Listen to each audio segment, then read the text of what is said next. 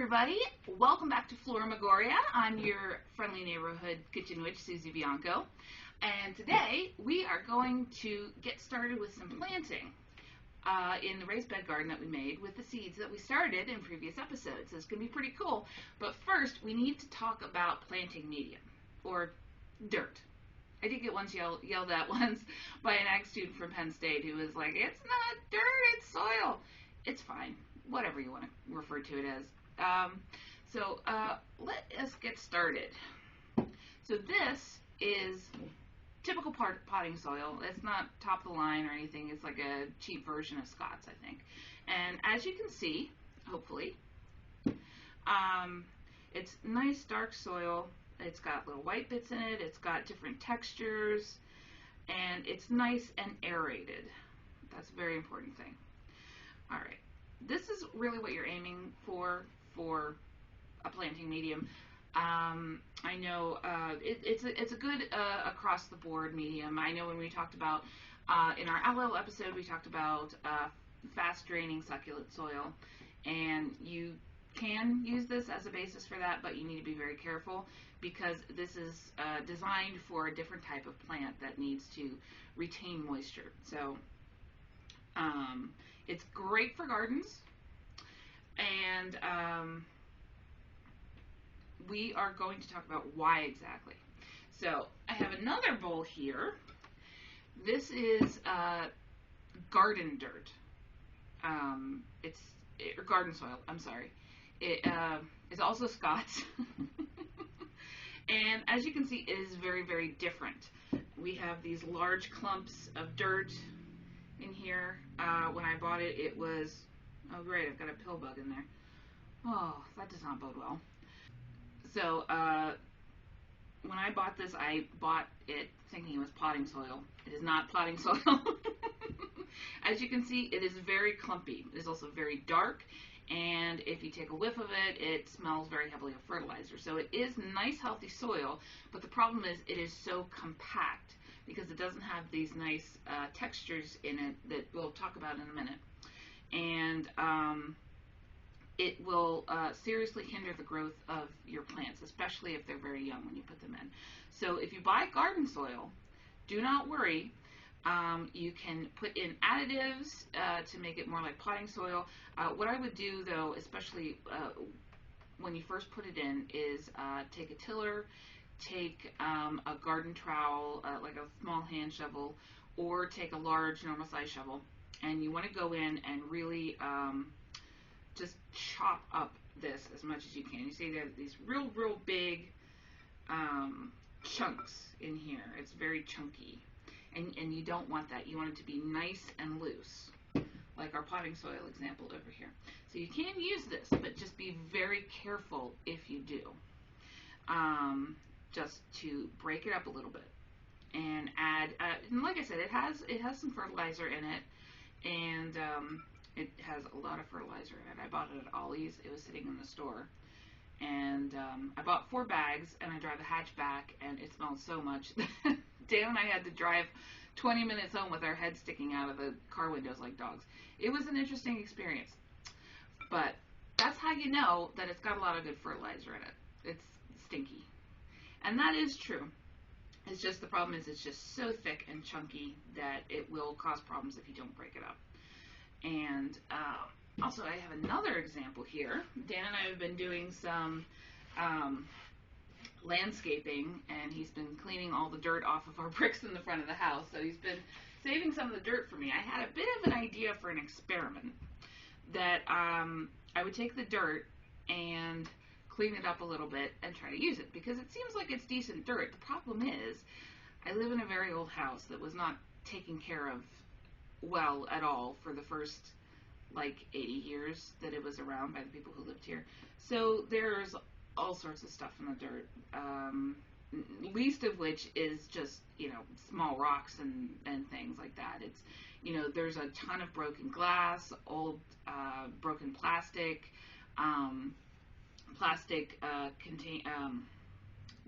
loose thin sheets of plastic broken up in it, all sorts of stuff. It's not good, but it's very healthy soil because I can't get stuff to stop growing out there.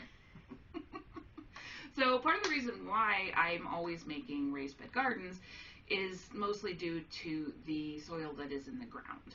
It's not good. There's a lot of glass out there. You know, we're trying to get it cleaned up as much as we can, and we've gotten a lot of glass out, and we're doing a lot of landscaping in the backyard. But anyway, so part of the problem is that how do you take that full of grass and roots and dirt and, well, dirt, of course it's full of dirt. Sometimes dirt has dirt in it. And glass and trash and all sorts of stuff, and turn it into usable dirt. Well, I had a bit of an idea, and this is going to be an experiment this year. So what I did was I went on Amazon and I paid $20 for what is essentially a very large metal sieve, like a colander, like you would use in the kitchen. In fact, this is my colander for my kitchen, and I've been using it to sieve out the dirt. So first I take everything, I sieve it through the large grates, sieve it through the colander, and it comes out. I dump out all of the roots and the trash and the glass and the stones, most of the stones, and it comes out like this. It's very thin, and as you can probably see, there are still some little tiny bits of very, very tiny rocks and things in there, which is not necessarily a bad thing, but it is very thin and could stand to do with a little bit of additives like we would have in the potting soil. But if you mix the garden soil and the recycled soil, it's not too bad. But there are going to be problems with aeration, which we're going to talk about right now. So let's go back to our potting soil here. Now, as you can see, all this stuff in there, there is a lot of stuff in normal potting soil. We're going to go through it right now. I'm going to bring up my little thingy here. So, okay, as you can see, soil additives. We're going to start with perlite. Perlite is these little white bits that you can see in potting soil. Perlite is literally just volcanic rock that got exposed to heat a second time, and it pops like popcorn.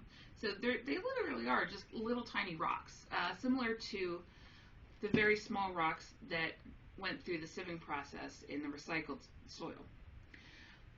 That's really all they are. They're also expensive because of the type of rock that they are and the preparation process that they go through. It is a little bit expensive. Now, we also have vermiculite. Vermiculite is really hard to see when it gets mixed into soil, but if you have any pieces that are like, let me see if I can find some in here. There you go. It looks like just a little mound of dirt, but if you, actually no, that is a rock, or, oh no, that's vermiculite, okay, I think. Now, you definitely can't see this, but vermiculite is just a substance that will help with moisture control. It's a little bit spongy. It can be hard to tell that it's in there, but it is. If you get little pieces and they're kind of spongy and they fall apart on you if you squeeze them, that's your vermiculite. Now, what the perlite does is it helps with soil aeration. It helps keep it from getting clumped and packed up, like our garden soil. So if you till out your garden soil and you stick some perlite in it, that will definitely help significantly to keep it from getting clumped up. What the vermiculite does is it helps with moisture control. Now, it seems like, why would you put perlite and vermiculite in the same thing? It's just, it's a nice, potting soil is just generally sort of an across-the-board kind of thing. You know, for different moisture types and levels, nothing very specific like succulent soil, but it just kind of helps cover all of your bases, you know, so you'll get a nice broken up aerated soil, but you'll also have a good bit of moisture control in there so that it won't hold on to too much moisture, but it won't let go of too much moisture. It seems repetitive, but it works really well. What we also have is mulch. And I don't know if you can see this. This is just a big piece of wood. And there's some other ones in here. Let me see if I can find some. Wood. That's just mulch. That is a very common ingredient. It helps prevent clumping, but it also helps add some nutrients. And the last thing that we're going to talk about that is very common in potting soil, which is part of the reason why it ups the price a little bit, is peat moss. Now, peat moss is the stuff that looks like roots in there. Peat moss adds a lot of fertilizer to it. It's a very natural form of fertilizer. It'll break down in there. It'll help with moisture control also. It's just extra moisture control, extra nutrients in there. Unfortunately, peat moss is not, well, unfortunately, peat moss is a bit of a finite substance. It is not something that is good to remove from its natural habitat in large amounts. Let's put it that way. Peat plays a very important role in the environment, and over farming of peat can and will lead to problems. So it's something that, there's not a lot of it in there, thankfully, but it's definitely something that if you buy something like garden soil, if you use recycled soil like we have, I would avoid the peat moss. Just because it is such a finite resource that, we need to be careful with it. So other additives that we have sphagnum moss, which sort of does the same thing as peat moss, but is not as finite. So sometimes if you're putting additives into your soil, it's not a bad idea to go with sphagnum moss instead of peat moss. We also have worm castings, which is what you can imagine, worm cast-offs. And what they do, that's just another type of fertilizer, but it's a really good type of fertilizer. I have heard gardeners for years swear on worm castings. We also have, very typical things, manure and compost. Those are just to add extra, they're just fertilizer. You add extra nutrients. And they're always good to have on hand, but you do want to be careful when you use them. You don't want to plant things directly in them because they can burn your plants. So what you want to do, like what we're going to talk about at the beginning of next planting season, is we're going to lay out compost or manure. It depends how the compost goes. And let it sit for a while, and then we're going to till it right into the soil, mix it up, and we'll talk about that next season. We're also going to talk more about compost, because I do make compost and sometimes it doesn't work, and we're going to get to that also. But those are all just very common ways to add some extra nutrients into your soil. They're pretty common to find. Well, not the compost. Usually compost is a make-yourself kind of a thing. That's part of why it's so great, because you have all the tools you need at home to make this. You don't have to spend money on it. And manure is great, but it costs money. So it's but you're insured when you get it. It's going to work really well. It's going to be quality stuff. So that's kind of the trade-off, and we'll talk more about that down the line, of course, in different episodes, future episodes.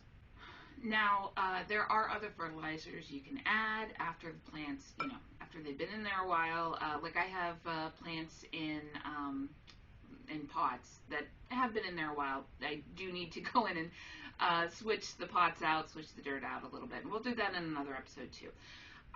But there are, of course, normal fertilizer that you can buy. There's liquid fertilizer that you can add. This is like a solid. You can see that. And what you do is you just layer this under the top layer of soil around the plant stem and cover it back up. And as you water it, it breaks down in the water and releases nutrients into the soil. So it's good for like 6 months. Sometimes, you can find some that work. Oh no, this feeds for 3 months. You can find some that feed for 6 months, 8 months. Whole gardening season. It just depends on what you want and how much work you want to put into it. There's also Epsom salts for certain types of plants. Epsom salts provide just a huge boost of nutrients. And although it is salt, you want to be careful with it. and do the same thing with that as you would do with this. Lay it under the like a small layer of soil around the plant, and it'll release nutrients as it gets watered. And that can really add a big boost to your plants. If it's like the middle of the planting season and they look like they're flagging a little bit, and they're getting enough water, they're getting enough sun, not too much sun, it's not too hot.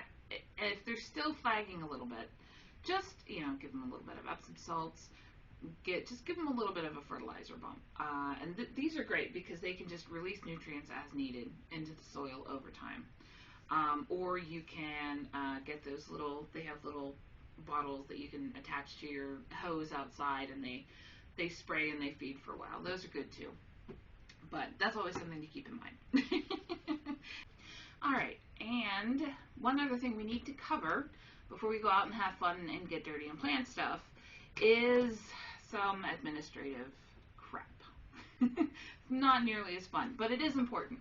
So what you want to do, and you should do this before you decide to grow plants, and I probably should have covered this in an earlier episode, but we're going to do it now before I forget. I almost did. But what you want to do is come up with a garden plan. Basically, take the area that you're planting, measure it all out, and then decide what plants you want to put in, how many of what plants. And you need to do a little bit of research here, which is, actually not too hard to do. If you start plants from seeds, on the back of the seed packet, usually they'll have a lot of information. It's worth a read, and they'll tell you about, how far away to space your plants, when to start them, stuff like that, how much sun they need, direct sun, indirect sun. They have a lot of information on there. I've also found that if you go to the Old Farmer's Almanac, that is very helpfully online, and you can sign up for the newsletter, and they have a lot of information on their site as well about different plants. The most important, I should mention, I'm not getting paid by the Old Farmer's Almanac. It is a resource that I do use, though, sometimes.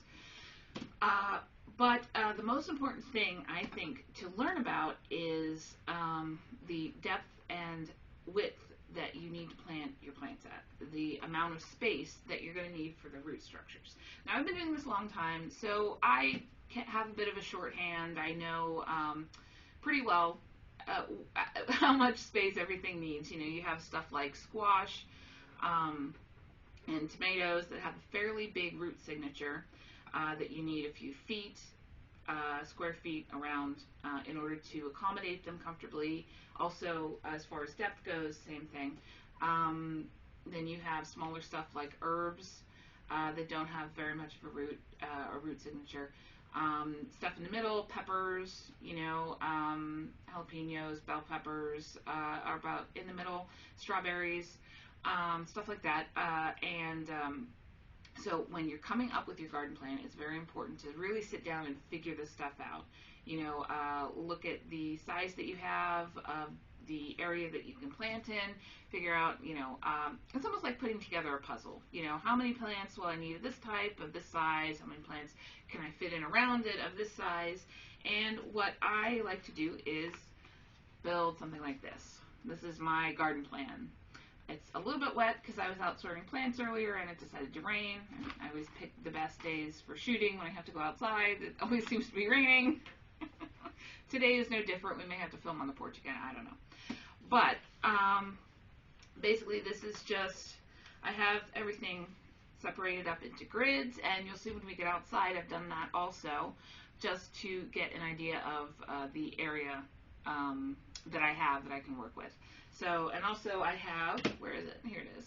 These are all my little notes about spacing and stuff like that, and most importantly, here, nope, not there, yep, there, is where I have all the plants listed and the codes that I've used, because I was looking at this and I'm like, RTP? What is RTP? I actually don't know. Oh, russet potato. Why is there a T in there? Oh, it's russet. Okay. I don't know. So I was out there looking at this. I was like, what is RTP? What is RBP? I don't know. It wasn't great. Because I didn't come out with my handy dandy little note that had all of the codes on it. So as you can see, we've got some large blocks. These are pie pumpkins. These are squash. Cucumbers also have a bit of a large root signature. Zucchini. See these large blocks up here. In these larger blocks we have tomatoes, bell peppers, jalapenos, strawberries, and they get smaller from there. Down here I have, well, it's lettuce, but I actually put in spinach, onions, garlic, and you can see how small these are, and the size of the letters is, about how many I went in there. Asparagus down here, that's a little bit smaller. Let's see, what do I have to see? Oh, carrots. I have carrots to see. Now, stuff like carrots, I'm starting from seeds, so I'm going to put them directly in instead of starting them like we started our other seeds, stuff like that, just because of the way they grow. And also with the potatoes, obviously I'm not going to start them and then transfer them. I'm putting them right into the dirt after we did the episode about the potatoes. And so they've been ready to go just straight in the dirt, and they'll take off from there. Strawberries, I'm going to sow some seeds, but I did buy some strawberry plants too because I was being paranoid, and they should start pretty well. Onions I did start inside, just because I've been having trouble with onion seeds. So normally I would sow them, right now it is like the late middle of May. And to be honest, I should have made this video a few weeks ago, but there was a lot of stuff in my family. So if it's this late and you're just starting your seeds, you want to make sure that they're going to be okay to still be producing into like October, November. And like carrots will start very early. They have a very quick grow season, so you could potentially sow 2 batches of carrots. I'm in Pennsylvania, of course. This is zone 7, 6 or 7. It's one of the two. I can never remember. So we would be able to have two carrot crops basically from starting now. It might be a little bit late. If I had started a little bit early and we had a little bit more of a better weather, because it got warm really fast, but then it kept going up and down and up and down, and that's not good. You don't want that weather fluctuation like that. We could potentially have pushed it to 3, but we're good with 2. Something like garlic. Now with garlic this year, I'm trying a couple new things. Should be interesting. In fact, the garlic I got from Lowe's, and as you can see, it's just like a normal head of garlic. I don't know. I probably could have gotten like 3 of these for half that price from the grocery store and just let them sit out. In fact, 3 of the garlic cloves that I have, I left on the fridge too long and they started to sprout. That happens sometimes, so I'm going to go ahead and pop those in. And if we have any spots, since I do have a few of these, we can go ahead and pop those in too. But again, basically all it says, as soon as possible in early spring once the soil is workable. Obviously, it's going to be a little bit late, so thankfully these are going to be able to weather out in early mid-fall. There won't be a problem. The weather will get a little bit cold. It should be fine.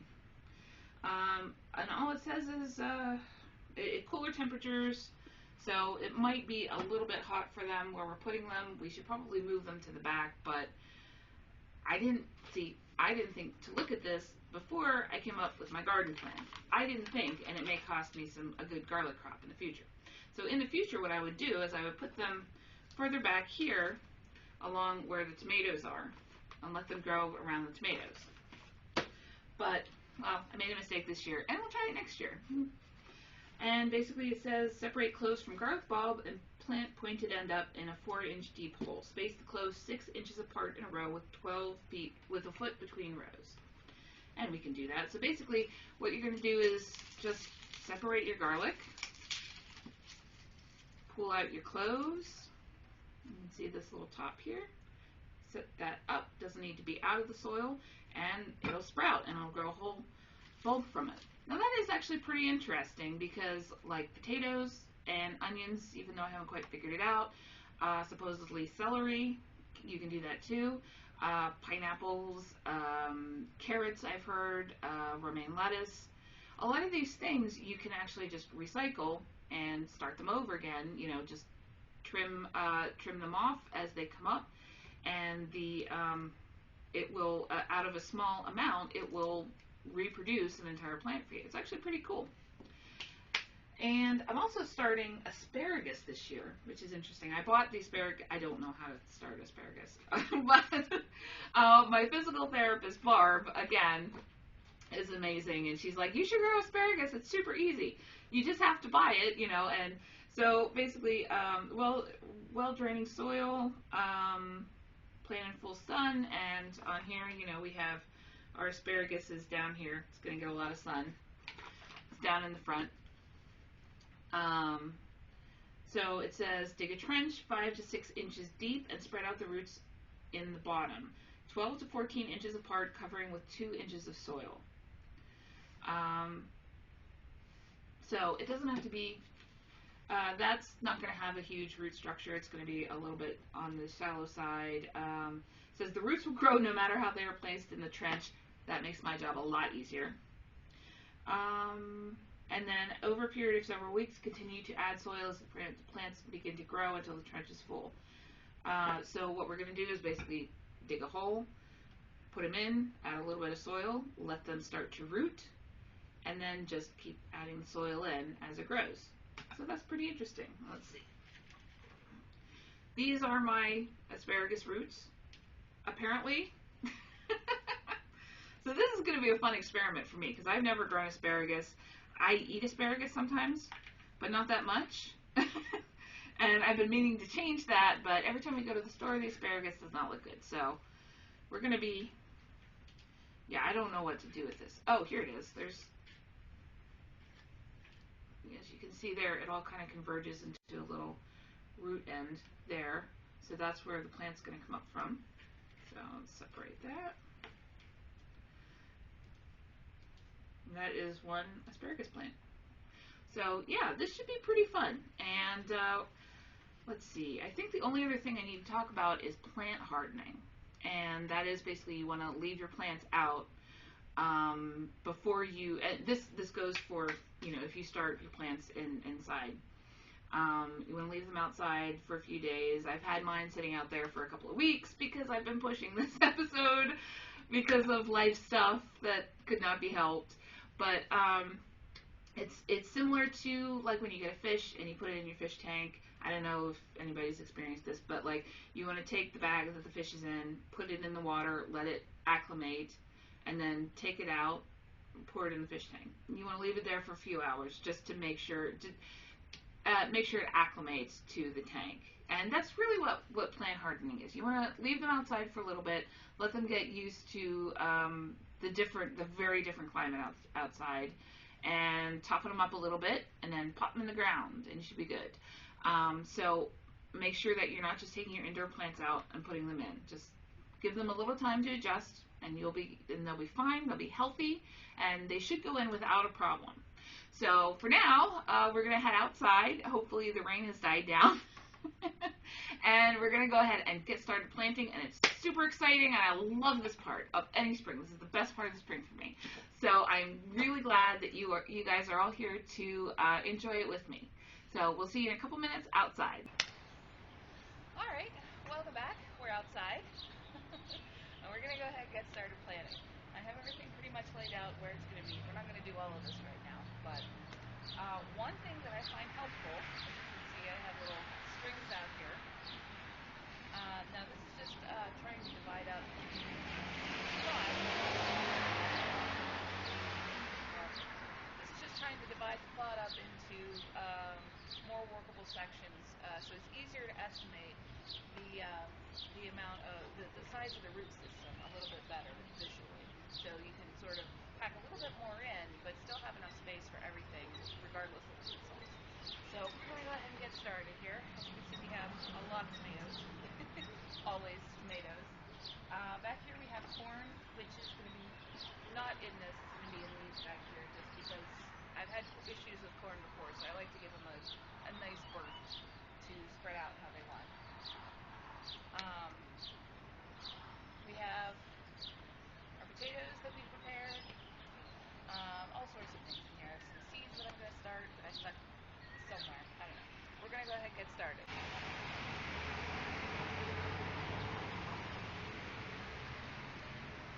Let's start up here, work back. As you can see, this is spinach, hopefully, and not grass clippings that took root. Sometimes it's hard to tell at that stage. So, alright.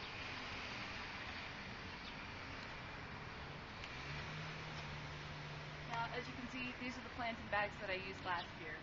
We're going to go ahead and reuse them. See, I have one tiny onion sapling started. So we're going to put in some seeds for the rest of them and hope that it works. Now, I'm going to dig a little bit of the pit for the asparagus. Make sure it's not too deep.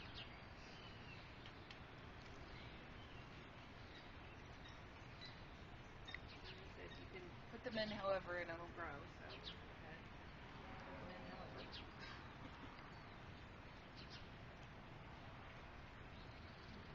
Here.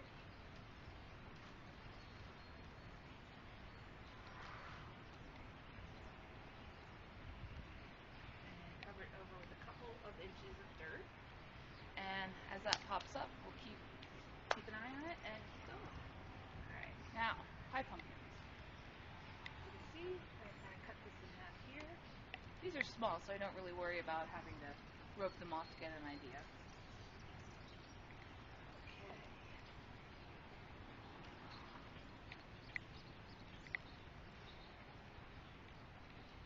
As you can see, the state of some of the plants.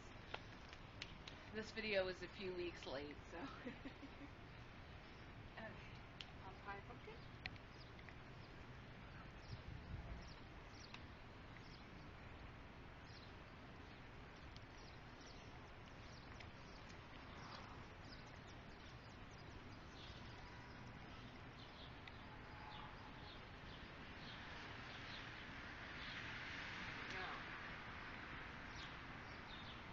Here is where we're going to sow our carrots.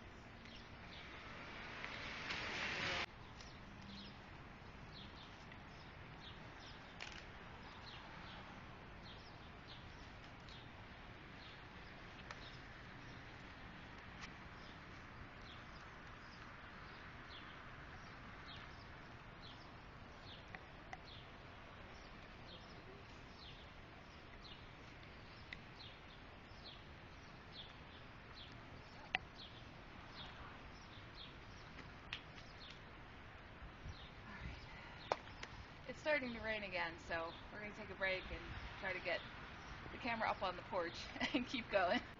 Alright, the rain's died down somewhere, so we're going to keep going. Hopefully it'll die down for long enough that it won't start again until I'm done, but just in case, the camera's on the porch, so let's do it. Alright.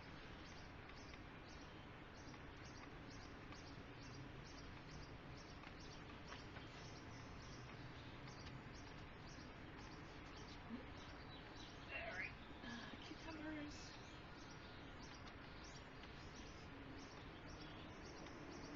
Cherry tomatoes. Alright.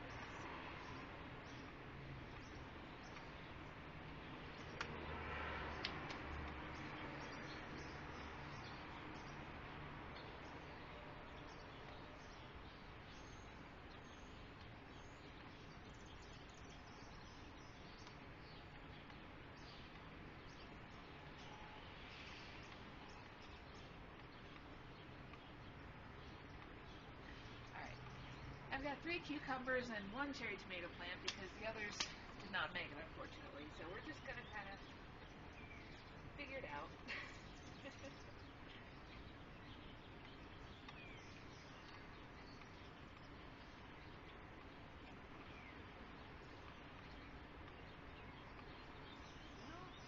And again, like we talked about before, the peat pots will disintegrate, but sometimes I like to give them a little help.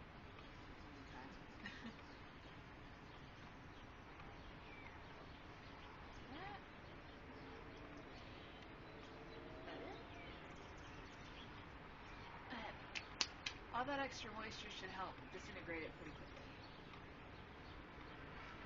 And this guy's still pretty small, so I'm going to just leave him out here to keep hardening and plant him when he gets a little bit bigger. Planting at this stage, it might be a little detrimental. Same with these.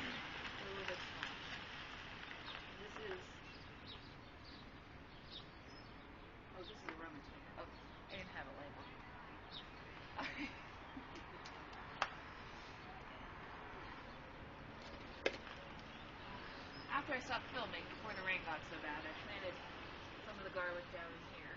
You can see some of these, as I mentioned, are starting to sprout, so you want to make sure anything green is above the dirt. Otherwise, pop it right underneath. There you go. Got a line here and a line here.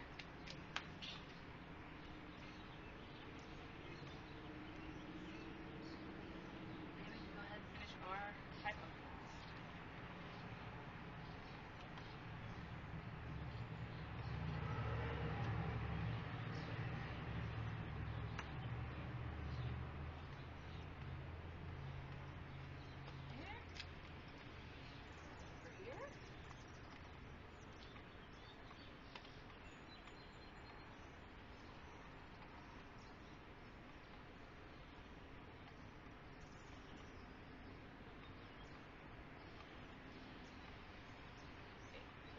Extra, so I'm just going to kind of stick it in the middle.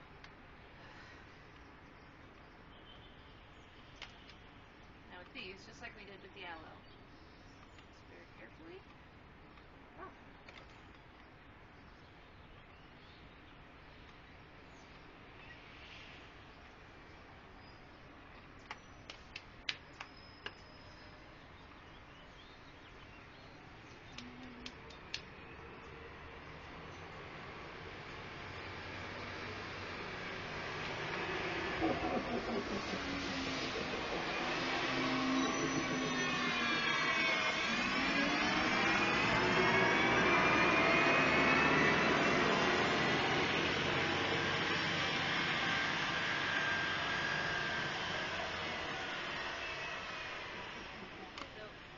These are my bought strawberry plants. I cheated a little bit. That's out. You can see the root structure down here. There's quite a bit, and definitely outgrowing its planters, so good that we got these in now.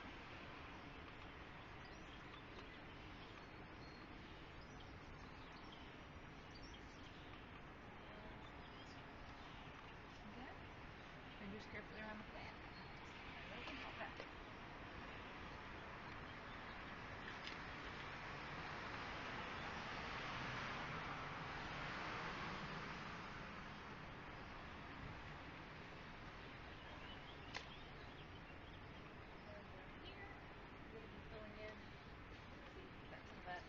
Garden soil. Didn't quite break up as well as it should have.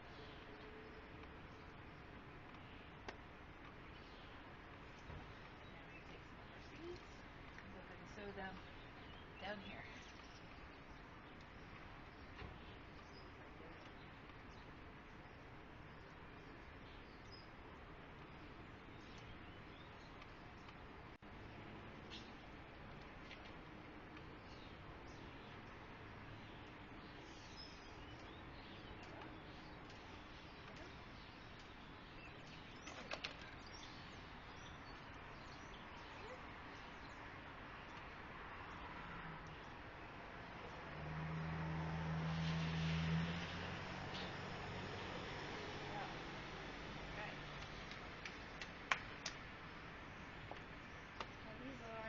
Bell peppers and jalapenos, and as you can tell, they're still pretty small. I had to restart them, so we're going to let these out here to harden and plant them probably in about a week or so, and they've gotten big enough and hardy enough to sustain it.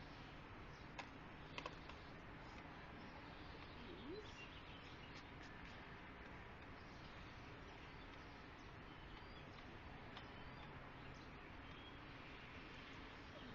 There. And go ahead with our peppers.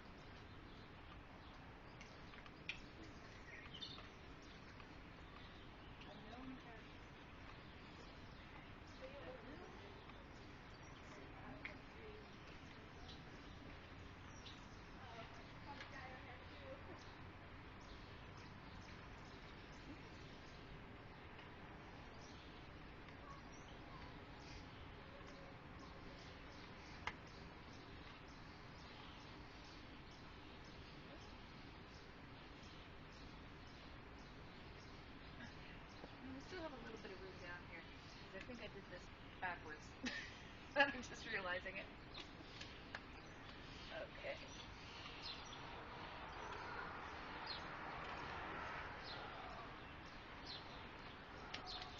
And now for my favorite part, the tomatoes.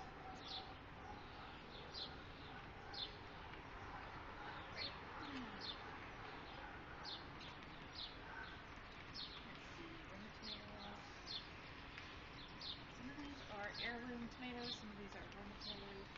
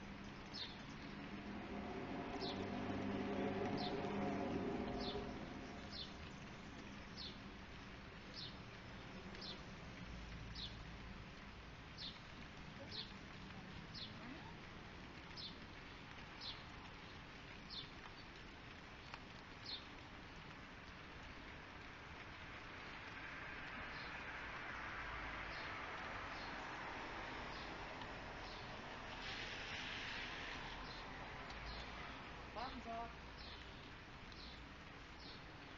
I'm always stressed about the roots getting stuck in there. So a little bit paranoid.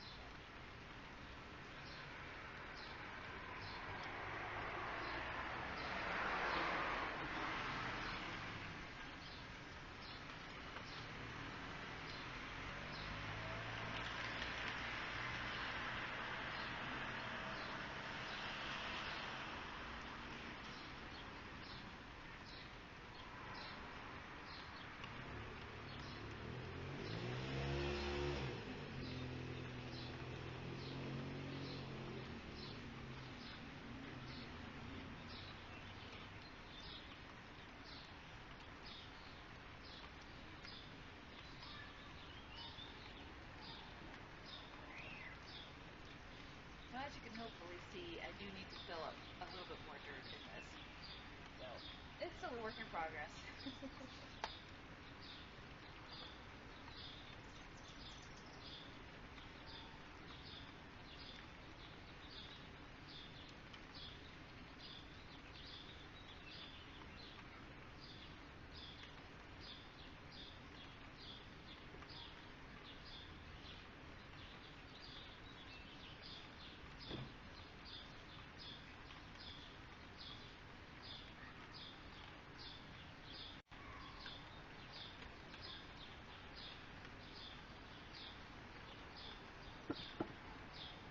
Still bringing out some of the oil.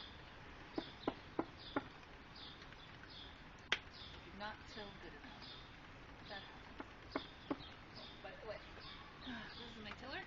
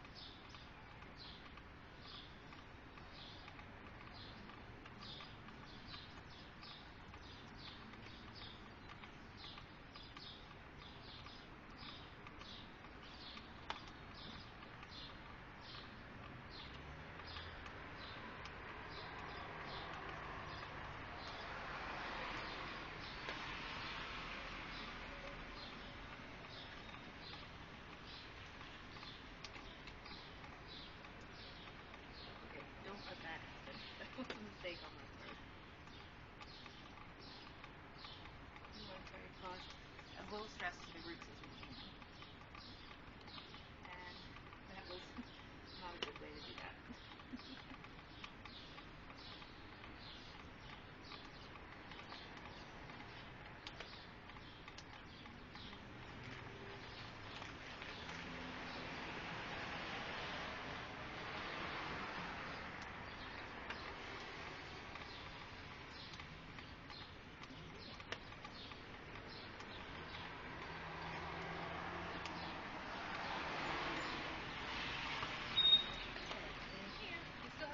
All of our peppers once they get big enough to be together.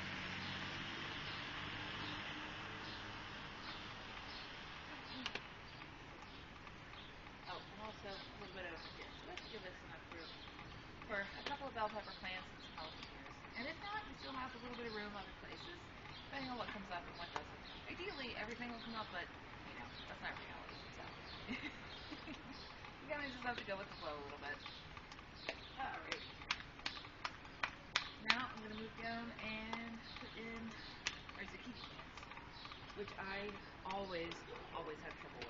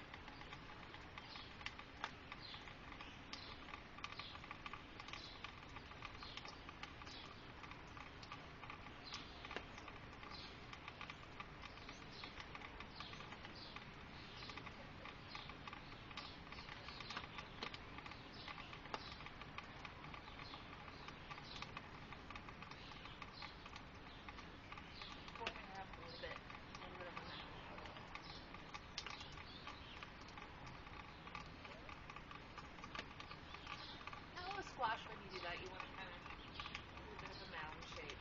Especially, I didn't do it with pumpkins. That'll come out when it's less annoying. I'm trying to do it then. Alright, and these are...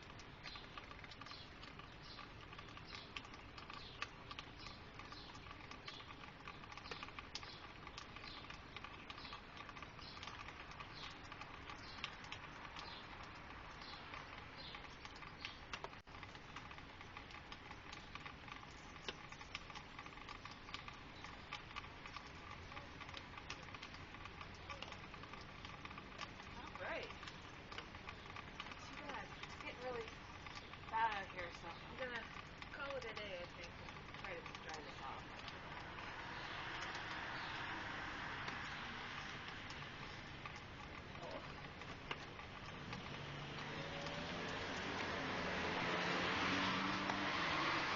Okay. Well, we got a lot done, even though it's been raining on and off all day, which isn't necessarily a bad thing. The plants will be happy for it, because it ensures that, you know, in transplanting, you always want to make sure that your dirt is nice and soaking, so it'll help. Plus, there's not a lot of sun, which is also good because, you know, you don't want to overstress your plants whenever you transfer them. Sometimes it's good to keep them out of direct sunlight. So, bad day for filming, good day for planting, surprisingly. Okay. So, that's about all, I think, for today. It was an interesting episode, huh? I'm going to start planning these outdoor episodes more closely with the weather, because it's 2 for 2 here. Not good odds. Alright, thanks guys. Thanks for joining me again for another episode of Florimagorria. Well, like I said, this should have been filmed about 2 weeks ago, and my plants are paying the price, so hopefully now that they're in the ground, they'll perk up a bit. And keep watching my Facebook page and Twitter account. I will be posting updates as things start growing. So, alright, thanks guys for joining me again, despite the crappy weather, and we'll see you next time.